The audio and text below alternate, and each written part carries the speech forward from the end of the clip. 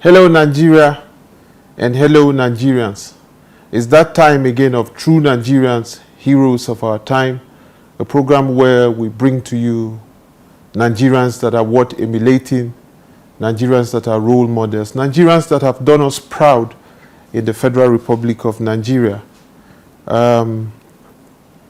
Today, my guest on the program is heavy. It's a man whom his pedigree is very encouraging and inspiring. I don't want to go into the details of his pedigree. I'm sure as the program goes on, you would find out why we have been insisting and why for a long time we've been trying to get our guest on the program. Ladies and gentlemen, for the first time on True Nigeria's Heroes of Our Time, I have the Honorable Minister of State for Steel Development, Uba Maigari Ahmed. My pleasure to have you, sir. Pleasure is mine. You're welcome. Thank you so much for your time, sir. Our first and traditional question. Yeah. What is your definition of a true Nigerian?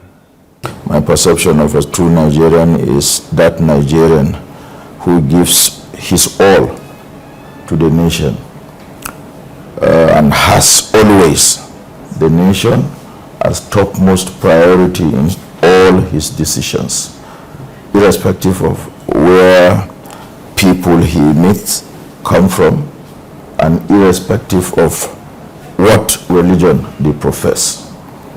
These two issues have been, according to how I look at it, the major harbinger to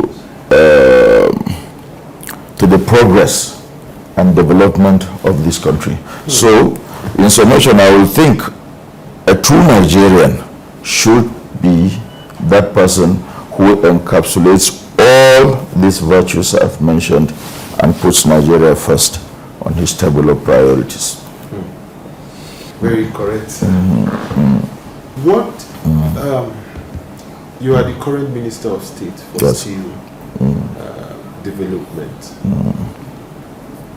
For the layman on the streets, what is the purpose? What are the activities? What has so far been the achievement of the ministry? Thank you very much. Let me first of all thank His Excellency, the President, Federal Republic of Nigeria, Siwaju Bola Ahmed Tinubu CFR, for this wonderful opportunity to serve our country. We were appointed ministers and assigned to the Ministry of Steel Development the 21st of August 2023. Before now, it used to be one big ministry with mines, steel, and solid minerals development all under one roof. Yes. But in his wisdom and the drive to pay serious attention to steel development, which the world over has been identified as like the major bedrock of any serious industrial development for any country, Very true. decided to create a separate ministry out of the old one to pay serious attention to steel development. Like I said, the major focus, of course, is to get our industrial base right, having been put together surprisingly about 40 years ago by previous administrations, President Maigari's administration to be specific. But you agree with me that we've had periods of interregnum in between. And as administrations come and go, they differ in their attention to the steel sector. Putting this all together, Mr. President decided to appoint us and charge us with the task of reviving Nigeria's steel sector. Reviving Nigeria's steel sector does not just end with policy formulation or regulation of the activities in the sector. It also involves taking charge directly of the assets of the Ministry of Steel Development. I'm sure you know about Ajaokuta Steel Complex. Yes, I'm going to. Ajaokuta is like the favorite child in the ministry for very obvious reasons. That's where the major activity of the ministry is supposed to be. But besides Ajaokuta, we have Nyomko, which is simply Nigerian Iron Ore Mining Company in Itape, Kogi State, which is supposed to be the minerals, raw materials base or raw materials source of Ajaokuta. The company was set up to serve as the raw material source to service Ajaokuta. You know that steel is made basically with iron ore, bauxite, and coking coal and some other raw materials. Nyomko was set up to just do that. We also have another agency in Kaduna. It's called Steel Raw Materials Exploration and Development Agency. Like the name suggests, you don't wait until you run out of raw materials before you start looking for them. So those who envisioned this great initiative thought it wise to also plan for the future by setting up an agency specifically to handle exploration of raw materials. We have another one in Jos, Steel Development Agency, Like the name suggests too, is to take charge of that angle of the steel ministry. But the one that intrigues me the most is this one in Onitsha called the Metallurgical Training Institute. It was set up to serve as the manpower base. The institute was set up to produce middle cadre manpower to service the steel sector. Incidentally too, it was set up about the same time with Ajaokuta in Onitsha. It's actually sitting on Obosi land. That one is a different matter altogether. But for all intents and purposes, the institute is called Metallurgical Training Institute in Onitsha, southeast Nigeria. Why I said that that is one place that intrigues me the most in the ministry is because when we took a tour, the first time we went there in October 2023, I had something else in mind, but when we got there, I was surprised to find wonderful Nigerians, young people from all over the country, some from as far-flung places as Jigawa, Bauchi, Yobe, and virtually all over all the states of the country put together there. And what are they being taught? Basics in systems control and instrumentation, welding, metal fabrication, foundries, technical things like that. And they have a curriculum, a very beautiful curriculum, which runs 3 years. The first 2 years, they are taught a theoretical aspect of all this. And then you have the students, that is, have the latitude to choose what they want to specialize on in the third year. And when they graduate, eventually, the issues is actually accredited by NAPTEP. We're working on upscaling the institute such that they have Cisco certification to enable these young persons qualify for job placements anywhere in the world, and thereby getting either employed or being employers themselves, which mostly the students choose to do.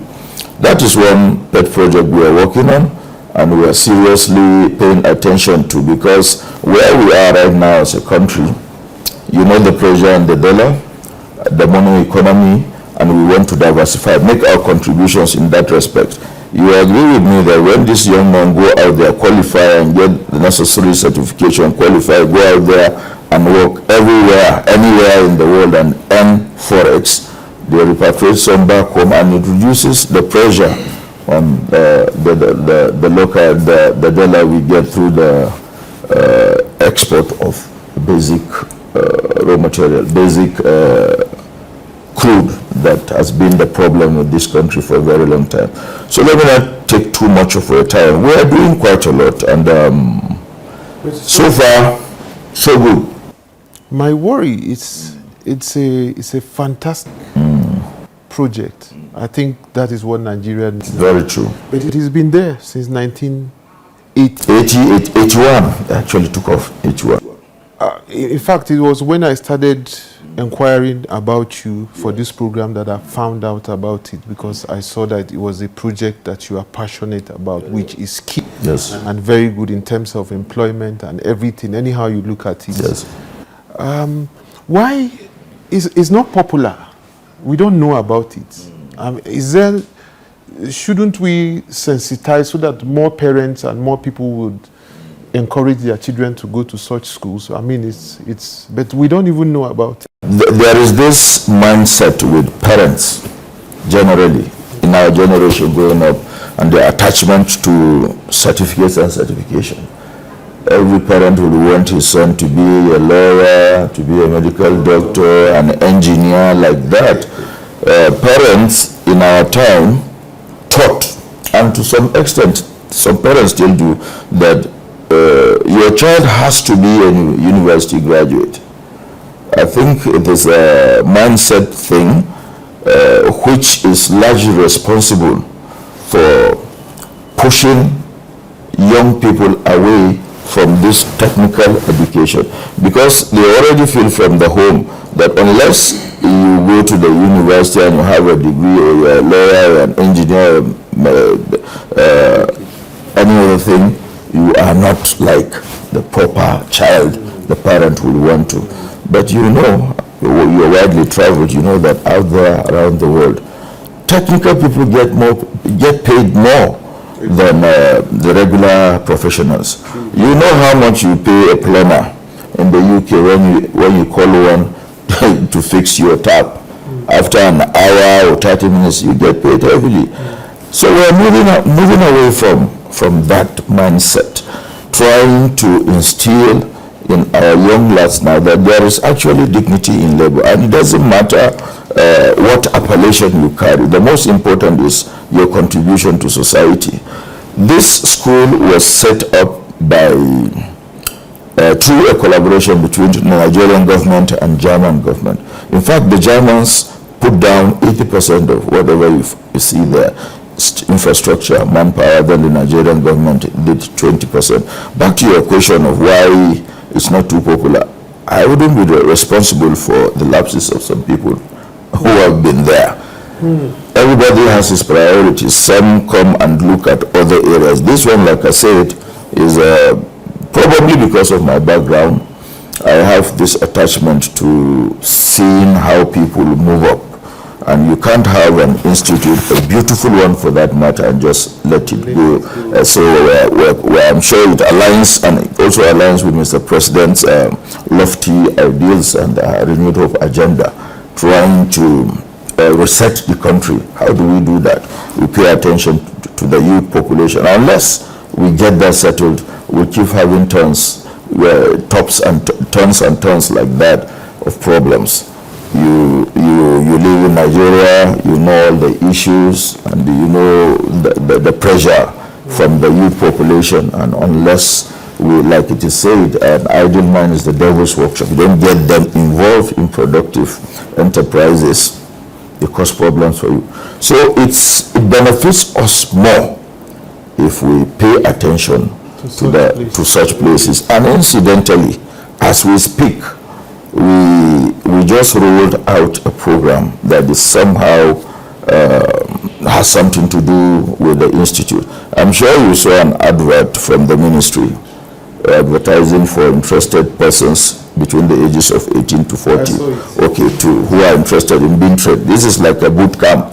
Well, I've just taken 1 month, 30 days, like a crash program to train young people who are interested in metal fabrication, welding, foundries, and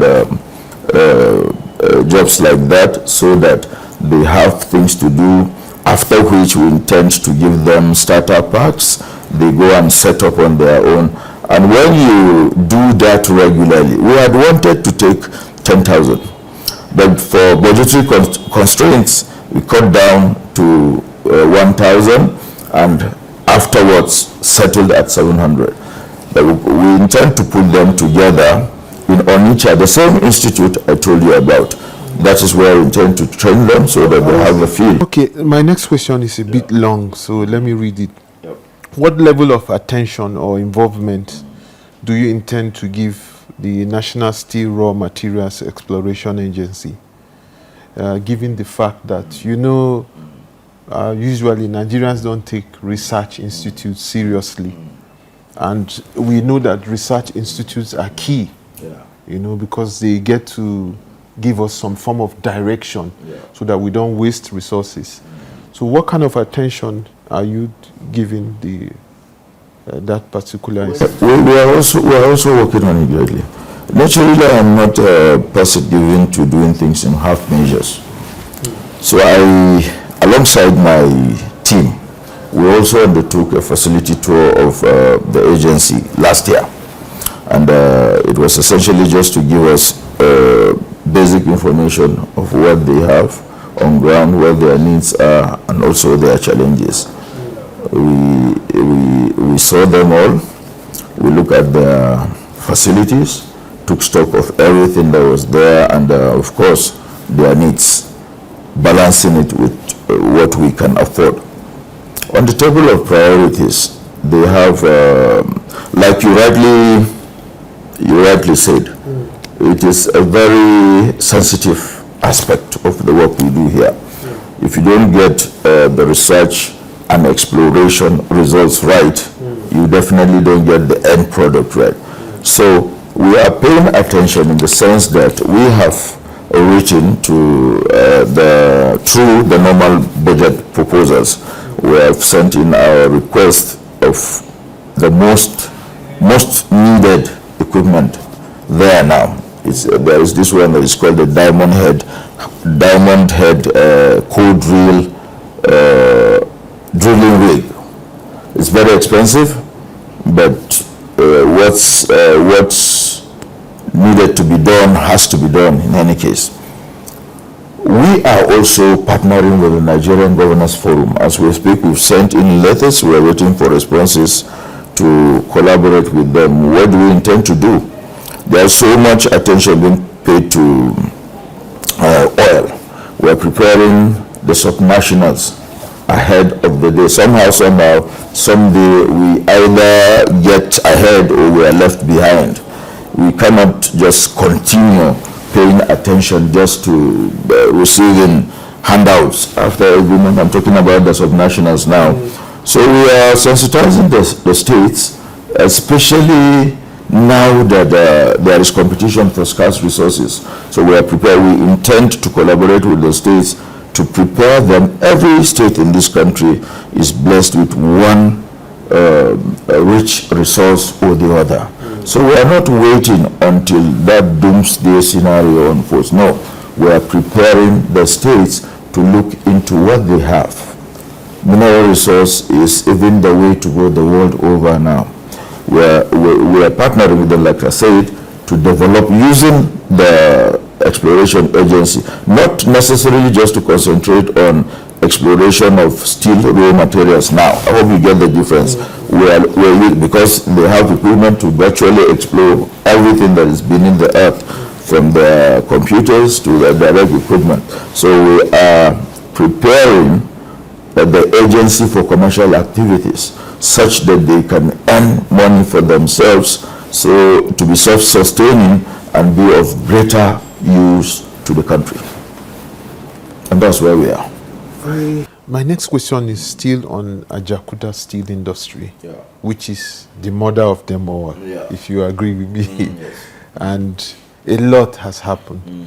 Every time for travelers like us who pass by and look at the size and the amount of resources that was spent to build that place, it's painful.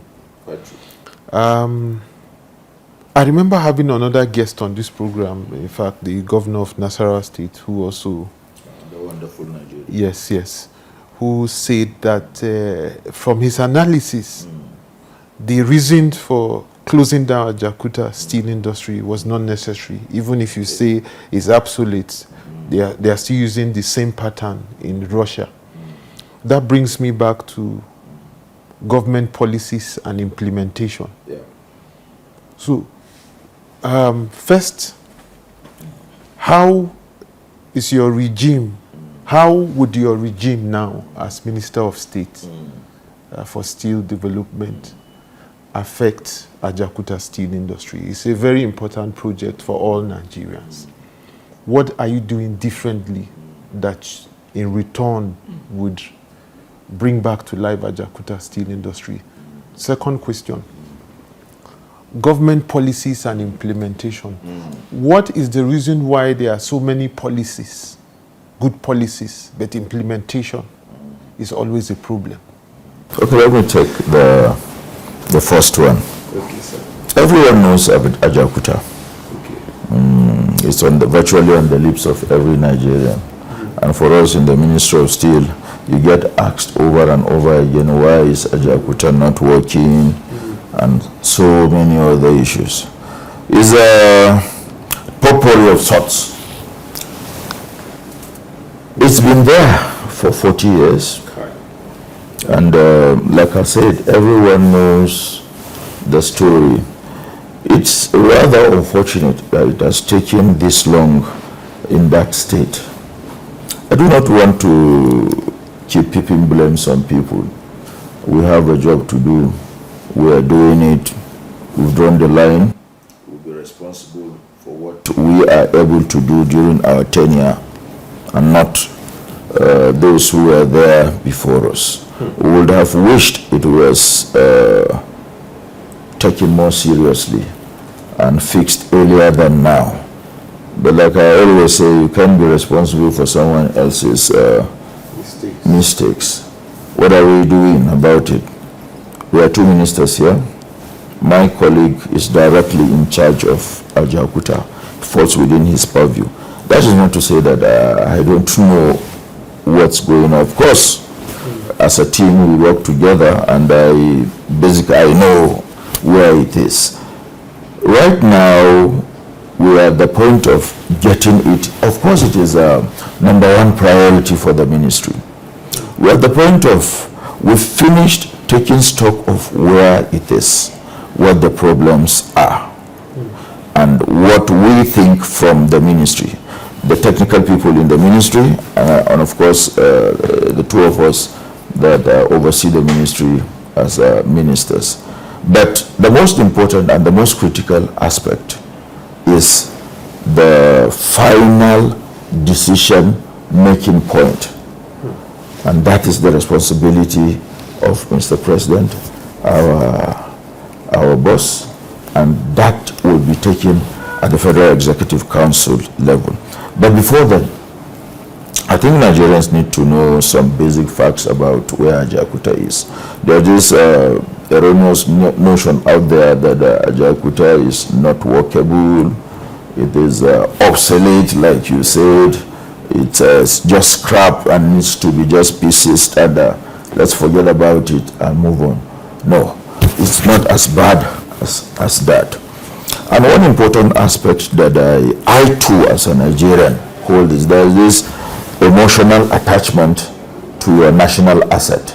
When people suggest that Ajaokuta be sold outrightly, there is this part that doesn't just sit well. Well, considering my background from the private sector, I would of course want Ajaokuta to work profitably. And that is the way to look at government investments. If it doesn't generate profit and conversely waits or feeds on lean government resources, I think something needs to be done urgently about that. But there are 43 independent units, so to speak, of the complex. There's the engineering workshop, there's the light steel mill, just many other component parts that can work independently of each other. This country needs unity. We need peace. I'm all for renegotiating the terms of our coexistence. We have to renegotiate it. The youth have been misguided, unfortunately. You know, I like my country. I like the land and people. Hey, look, I have 40% shares in this company. But if I had known that you judges are either corrupted or they are afraid of giving judgment. There's no stopping us. No stopping. But government requires more revenue to make sure that these initiatives Give us a better Nigeria! Give us a better Youth are the vehicles of change. The youth are the answer.